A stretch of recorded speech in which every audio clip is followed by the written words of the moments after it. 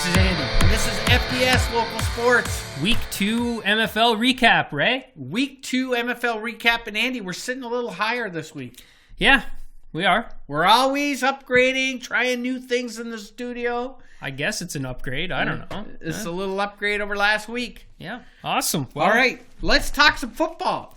Let's do that. Now, Andy, our week 1 post had quite a bit of activity on it. Yeah, there's nothing you want to get off your chest today at all, Ray, is there? Because if so, can we pause for a second? There will be no week 2 Ray's rants in this episode, I think. Okay, nothing at this point. But at this point, I have no Ray's rant prepared. Well, there was a lot of chatter that came about, lots of comments. We like comments, so that's great. We got to interact with some people we've never interacted with before, so yeah. It was all worth it, I guess, Ray. But let's keep it let's keep it to a minimum. Yeah, let's go. You know what? How about week 2? We get more shares than comments. How about that? Okay. Well, I think we have to earn that. All right. I'll take the comments too, though. Love the comments. All right, let's get into football. Let's do it. Friday Night Lights here in Moncton. 8 o'clock kickoff against the Southern New Brunswick Ducks. We're in town against your Moncton Mustangs. Andy, what did you think about the weather for this game? Well, we wore our rain gear, and it's a good thing that we did. It was wet. It was cold. Kind of miserable, to be honest with you. But it was actually... maybe a little bit warmer than the opener last year. I kept saying that over and over again. We were freezing last year. We did, yeah. But the rain didn't help anything. So, but it was running the ball weather, and there was some running the ball. We had 2 pregame interviews. We interviewed offensive lineman center Corey Lorette, birthday boy. Yeah.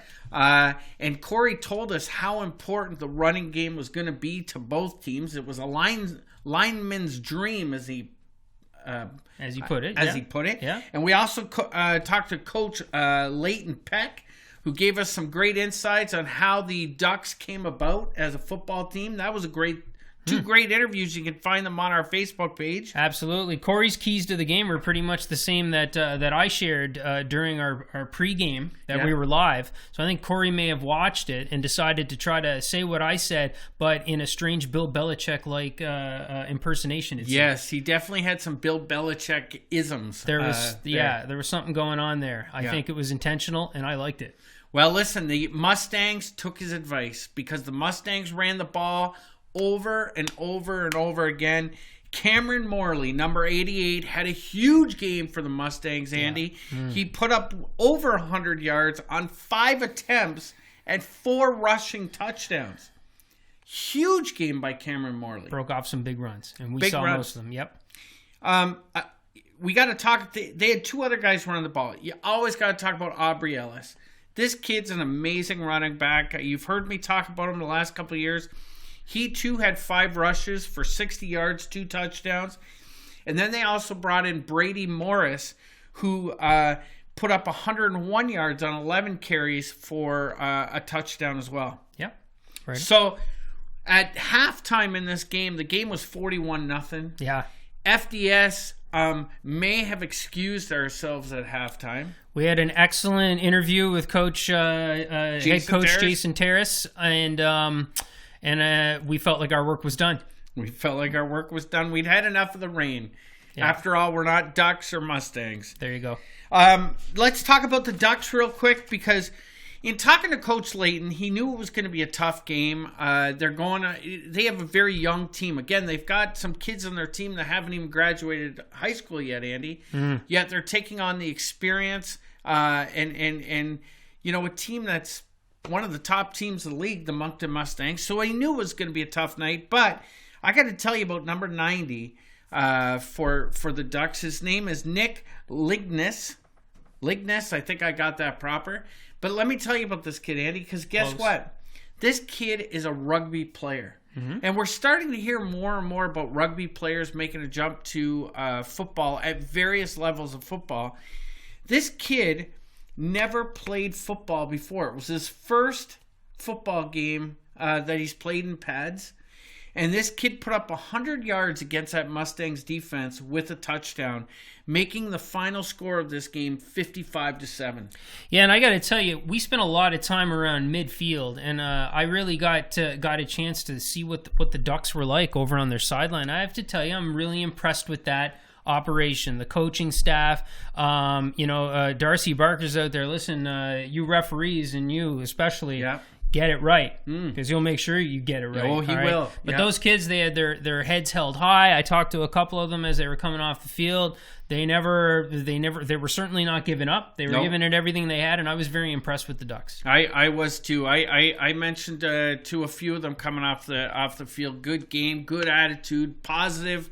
They got a great coach. They really do got a great coach, and like you said, Darcy Barker too. They have a good organization. And the future of the Ducks look really promising. For sure. There you go. Now, before we move on from that game, the Mustangs, and all you teams should do this, and if you do, please let us know via Facebook, and we'll highlight it on the show here. But the Mustangs give out their weekly awards. Okay. So really quickly, I mean, some of these, this is a no-brainer right off the top. Cameron Morley was the offensive player of the game with 100 yards and 4 touchdowns on unlimited carries. The defensive player of the game was Cameron Bell, 9 tackles and 2 sacks, and several of those tackles were for loss, Ray, so he had a monster game. Special teams, I mean, it's this guy pretty much all the time, but Ben Georgie had 5 converts. He had 350 total kickoff yards. Wow. He's a machine as always. The lineman of the game, I think this is new. They weren't doing this last year. I love it. Unfortunately, it wasn't the birthday boy. It wasn't? Wow. It was Brandon Colwell. And the heart and hustle player of the game was Brady Morris. So good job, guys. And we had a blast at the game. And again, we wanted to stay for the whole thing. And the weather's going to get better. It's going to get better. It's going to be good. June's right around the corner, Andy. June's right around the corner. Yeah. Although they are calling for snow tonight in Moncton. Shut up.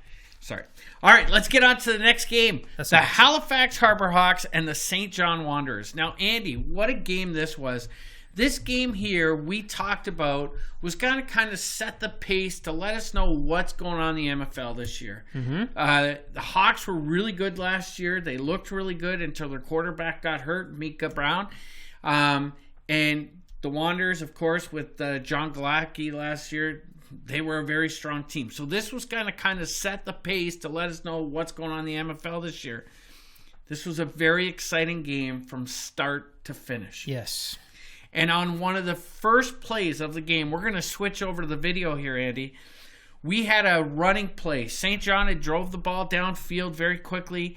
And number 4, Brandon McNamee, he was running a sweep to the outside and somehow lost the ball on the 1-yard line. And when you watch the video, it almost looks like the play comes to a stop. But then all of a sudden, out of that little pile, number 1 from Halifax, Deshaun Stats, picks up the ball, takes it 110 yards, Andy, and takes it to the house for a touchdown to open up the scoring in this game, making it 7-0 for the Hawks. It's a great play, and if you haven't seen it, guys, I mean, obviously we're showing you some videos here, but if you want to see a bunch of highlights, go over to the Harbor Hawks Facebook page, and I believe it's their YouTube account that they'll have a link to, and they post them there. So Go check it out. Yeah, you've seen it here. If you want to share it from the Harbor Hawks YouTube page. It was kind of a crazy game. There was a lot of stuff going on the field in the end zones. I saw a couple fumbles into the end zones. I watched the game on Huddle last night, and I'll talk about the Huddle a little bit. But St. John bounced back into this game by having a ball go loose in the end zone. And one of the guys that we talked a lot about last year, Nick Brinkowski, jumped on that ball to tie this game up 7-7, essentially, after the point after attempt was kicked. St. John goes on a run after that. They put up a number of scores. Nick Brinkowski catches another ball for a touchdown, and another guy named Chris Cyril, who we've talked about him. I messaged with him on Facebook. He also caught a touchdown in this game. But then came the fourth quarter, Andy, and the fourth quarter was where it really got exciting. Watching the Harbor Hawks trying to get themselves back into this game. They get back on the board in the fourth quarter with a touchdown catch by Eugene McMinnis. This kid's a fabulous football player. We talked a lot about him last year as well during the AOS season, over the last couple of years.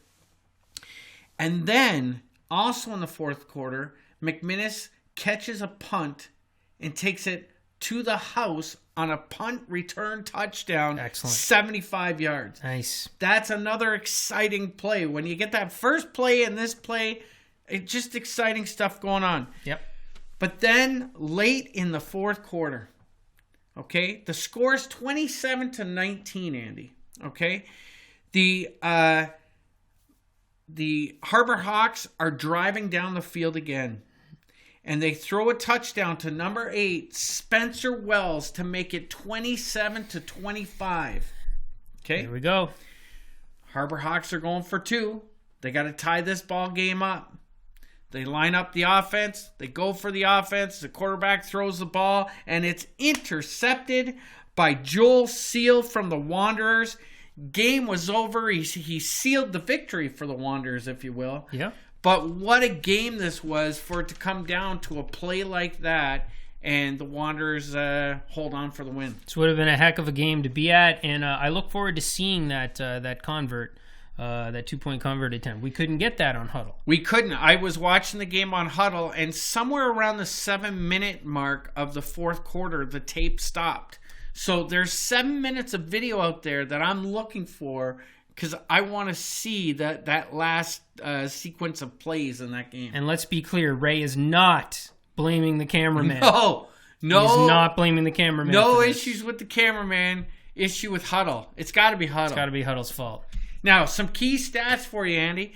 We got to talk about St. John's quarterback. Yeah. Because... last week we didn't. We didn't. We got racked over the coals a little bit for it. But Sean... Deservedly so, though. Deservedly so. Because we've been wanting to know who's going to take over for John Galacki.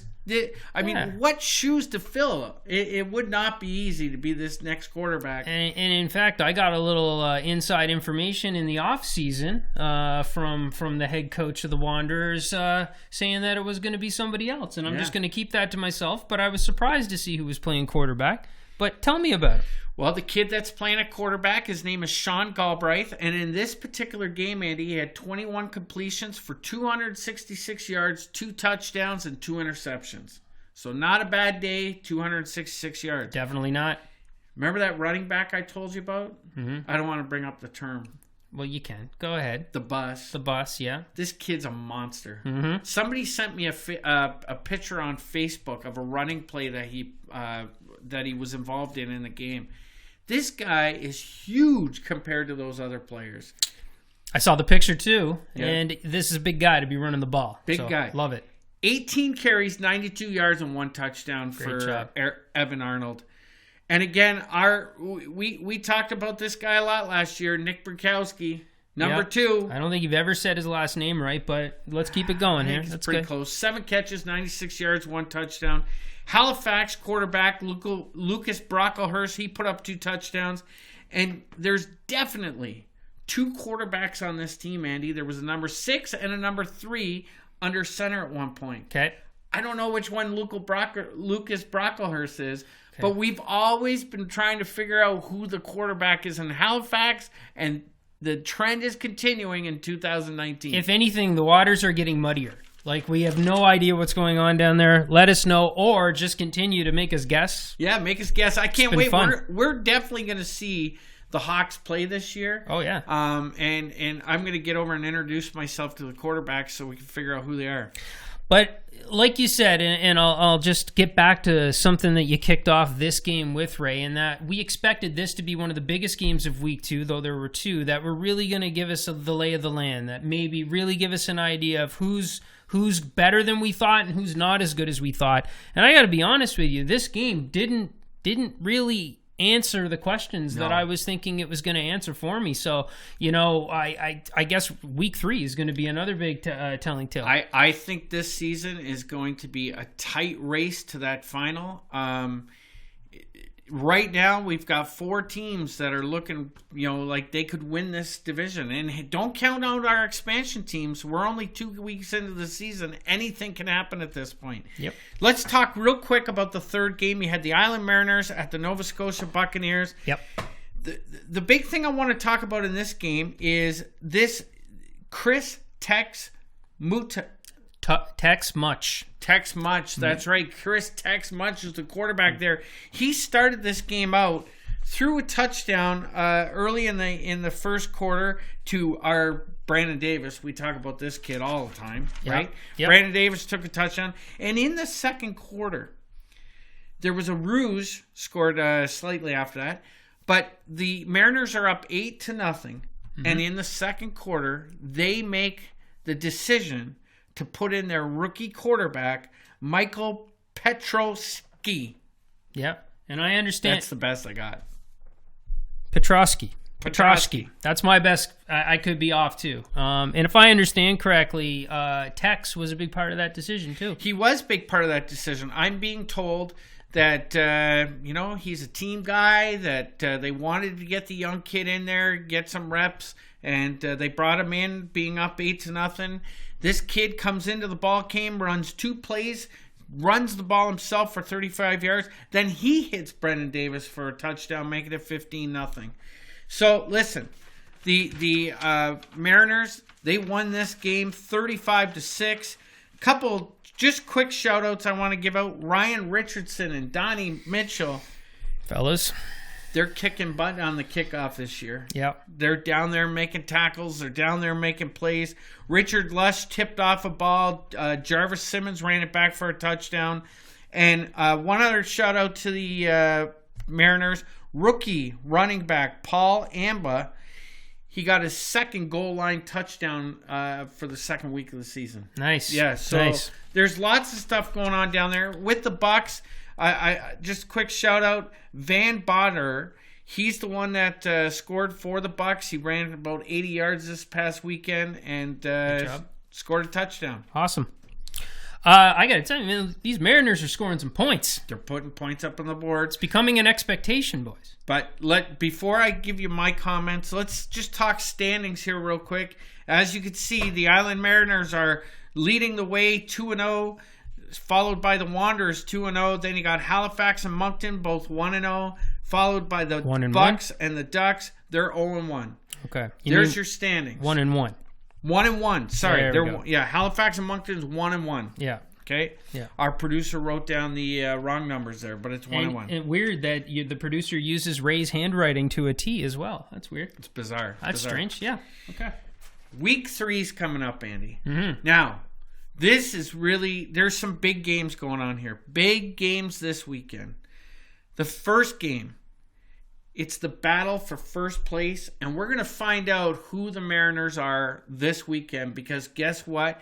They're at home hosting the St. John Wanderers this weekend. This is the big one. This should answer a lot of questions for us. How good are the Mariners really? Right. And you know what? Are the Wanderers as strong as last year? And I honestly don't know the answer to either of these things, and I can't wait to find out. It's going to be a great game. It's going to be a great game, and because it's the battle of first, and we told you that we are going to take our show on the road a little bit this year. Yep. First Down Sports is happy to announce we'll be in Charlottetown at 4 o'clock for kickoff for this game. I'm looking forward to it. Yeah, we are leaving the comfort zone, or our comfort zone of Moncton this weekend, and we are hitting North America's most kick-ass island, Ray. That's right. Eat your heart out, Hawaii, with your weather and your volcanoes or whatever. We're hitting the island. Can't wait to see this in person. It's going to be exciting. It's going to be great. And the only thing that if the island could cooperate a little bit with us so that Andy and I can get around to golfing before the game, that'd be even better. We're going to try. The 5 degrees that they're forecasting. I mean, listen, Ray, we left a football game at halftime because we were cold. So let's be honest here. Let's be honest with ourselves. The next big game this weekend is the Halifax Harbor Hawks are going to be in Moncton taking on the Moncton Mustangs. These 2 games are huge this weekend 100%. To see where this league is headed. Yes, I think we're going to be saying this week after week. I know. But I really feel like an entire chapter is going to get written this week. Yeah, that's right. And for those Moncton Mustang fans, we are, as you know, we're going to PI. If you could touch up base with us. Text us, Facebook messages. Let us know what's going on with the Mustangs. Please. We want to keep up to date with what's going on in that game. The last game of the weekend, somebody's finally going to win. It's the Bucks versus the Ducks. Love it. And, man, I wish we could be going to that game, too. That'd be a great game to be at. 100%. And I can't even begin to call this one. But it's going to be exciting. One of these teams is going to get their first W. And I can't wait to find out. There you go. Yeah. Guys, that's sports for this weekend. I wish I could give you an update on the Women's Football League and our provincial teams, but I got no update from those leagues. So if somebody from the leagues wants to reach out to us, that'd be great. We're trying. For now, Andy, that wraps up week 2 of the MFL season. That's it, right? Let's get out of here. All right. Thanks, guys, and we'll see you in PEI on the weekend. See you guys in the island.